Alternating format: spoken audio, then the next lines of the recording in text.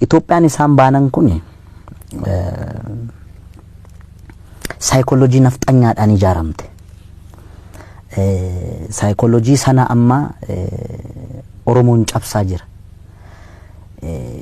Kanaaf batattisu. Itoophiyaan immoo akka Itoophiyaatti itti fufuu yoo barbaadde Oromummaa kana jaallattee osoo hin ta'in dirqama accept gochuu qabdi. Lakkiin fudhadhu yoo jette hin wagaana jechuudha. Waga'uu beekta daa'imni gaafa aannan itti kennan xuuxxuu gaafa ishiin diddu kana jidduu kaanii waga'u. Hin waga'amti malee wajjin jiraachuudhaaf dirqama aadaa, seenaa, afaan, sabaaf sablammii biyyattii kana fudhachuun dirqama Itoophiyaati. Ay lakki Itoophiyaa jechuun sirbishii way malaana shaaluu way malaa malee